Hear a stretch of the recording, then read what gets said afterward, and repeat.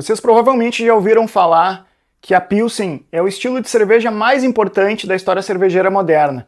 Mas vocês sabem qual a diferença entre a versão tcheca e a versão alemã desse estilo?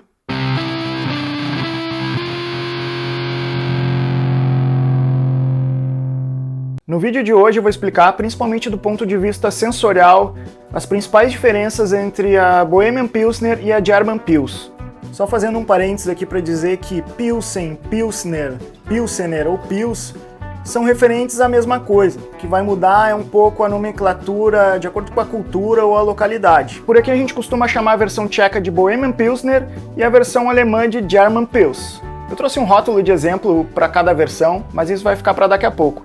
Antes eu quero fazer um breve resumo da história de cada uma delas para a gente entender melhor o resultado de cada cerveja e cada perfil sensorial que elas têm. A história da Pilsen começa no ano de 1842, quando foi criada a primeira cerveja Pilsen lá na Boêmia, República Tcheca, na cidade de Pilsen. Para a gente entender um pouco o resultado final da criação dessa cerveja, a gente precisa voltar alguns anos, lá por 1838, onde os cervejeiros, taberneiros locais estavam extremamente insatisfeitos com a qualidade da cerveja local, que eram na sua maioria ales, escuras, turvas e realmente com uma péssima qualidade sensorial. Essa situação chegou no limite quando o pessoal lá fez uma espécie de protesto e literalmente jogou pelo ralo 36 barris de cerveja e exigiram uma maior qualidade na cerveja para consumo. Bom, para recuperar o renome da boa cerveja tcheca, o pessoal por lá criou a Burger Brauerei, que seria algo como a cervejaria dos cidadãos.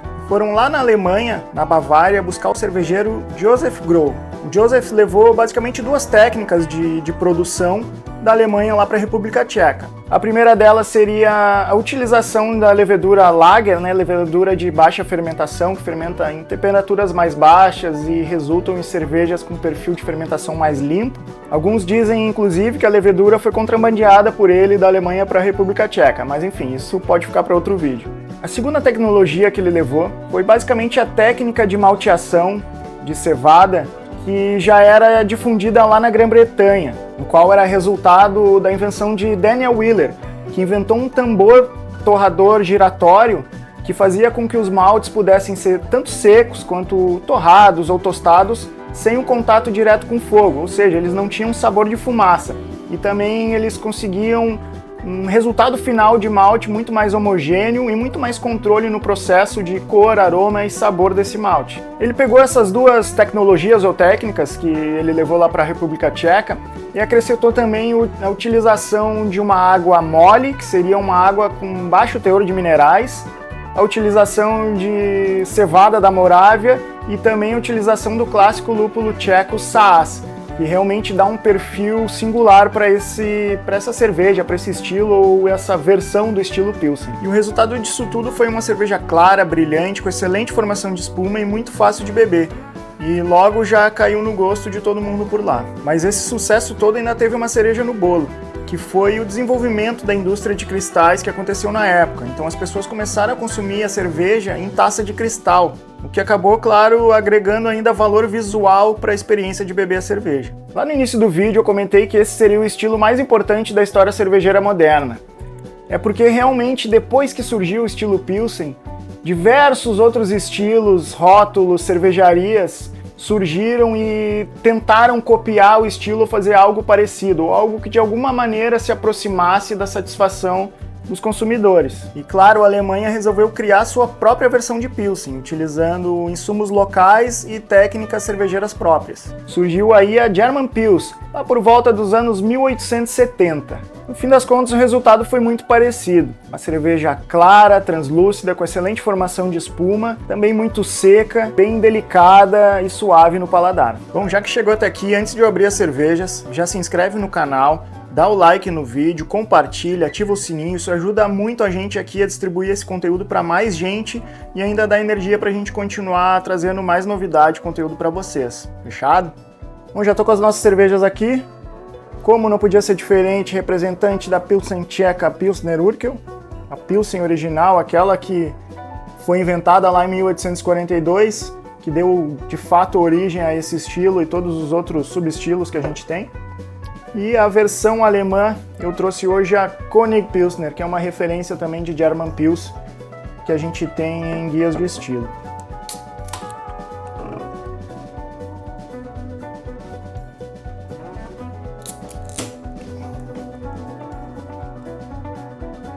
Então, tivemos um pequeno acidente aqui, virei um pouco, mas deu para ver como está bem carbonatada essa German Pilsner aqui, a Konig Pilsner. Bom, já dá para ver a diferença de cor na hora. Essa aqui é a Pilsner Urquell, né, a Pilsen tcheca, ela é bem mais dourada, é literalmente a cor dourada mesmo, enquanto que a German Pilsner, a Konig Pilsner, né, é um amarelo palha. Essa German Pils da Konig, ela tem uma formação de espuma um pouco melhor nesse caso aqui. As duas são brilhantes aí, sem turbidez, realmente translúcidas. Vamos para o aroma.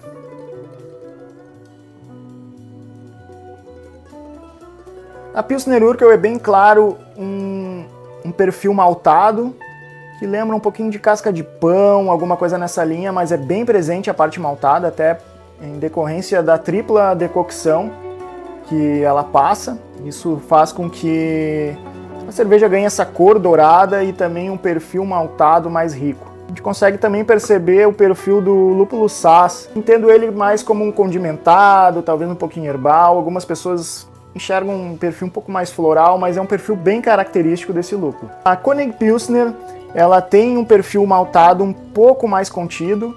É um perfil de malte um pouco mais simples, de maltes mais claros mesmo. Tem um pouquinho de pão, mas não é aquela casca de pão com um leve tostadinho, é um perfil de malte claro mesmo. E o lúpulo alemão já aparece bastante, com aquele floral perfumado, lembrando um pouco de jasmim, lavanda, enfim.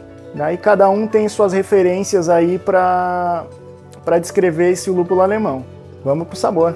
Saúde! O sabor é mais ou menos na mesma linha do aroma.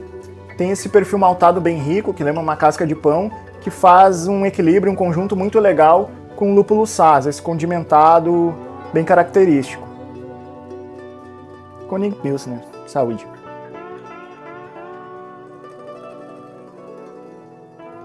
A Konig, ela também acompanha o mesmo perfil do aroma. O equilíbrio dela tem um pouco menos de maltado, um maltado mais simples, mais claro. O lúpulo alemão já aparece também no sabor, assim como no aroma. Mesma coisa, perfumado, um floral, lavanda e jasmim, é bem característico de lúpulos alemães. Então, quando a gente está falando de Pilsen tradicional e não as American Lagers que vendem como Pilsen, a gente está falando de cervejas realmente que tem um amargor bem evidente. Um amargor que não chega a ser um amargor de uma IPA, por exemplo, mas é um amargor bem evidente que, em conjunto com esse perfil mais seco dessas cervejas e maltes mais claros, é um amargor que fica bem evidente. Em comparação dessas duas, a German Pils, o que era esperado, né, no caso da Konig, tem um amargor mais afiado, um amargor mais persistente, um pouquinho mais perceptível, enquanto que a Pilsner Urquell é mais equilibrado com a parte maltada. Não que ela tenha um dulçor, ela tem realmente um maltado que dá uma sustentação para esse amargor e a percepção dele fica um pouquinho menor, mas as duas cervejas a gente pode considerar como cervejas amargas. Mas uma das coisas também que deixa esse amargor mais afiado, no caso das German Pils, lembra que historicamente eu falei que quando os alemães começaram a produzir Pilsen lá na Alemanha, eles tiveram algumas diferenças. Tanto usar o lúpulo alemão, com esse perfil mais floral, eles não deram tanto foco em malte, como a Pilsner Urquell tem na questão da tripla decocção, enfim, que dá esse perfil maltado mais rico, mas também uma água dura, mais rica em minerais. A água mais rica em minerais, ela faz com que a cerveja dê um foco maior para o lúpulo, deixando o amargor mais afiado na cerveja final, mas também dando um pouco mais de ênfase no aroma, principalmente aromas florais. Então essa água mais rica em minerais tem esse resultado final na cerveja. Então a gente consegue enxergar que historicamente existe uma explicação das diferenças entre as duas e a gente consegue enxergar isso até hoje. E cabe aqui a gente falar também sobre o processo de lagering, né? Da maturação dessas cervejas em baixas temperaturas por várias semanas, o que faz com que elas fiquem bem brilhantes, translúcidas e realmente não apresentem nenhuma turbidez, deixando a cor ainda mais bonita. Então, pessoal, por hoje foi isso. Vocês já sabiam dessas diferenças entre a German Pils e a Bohemian Pilsner? são sutis, mas realmente fazem diferença na hora da nossa experiência. Então, até o próximo vídeo. Um abraço.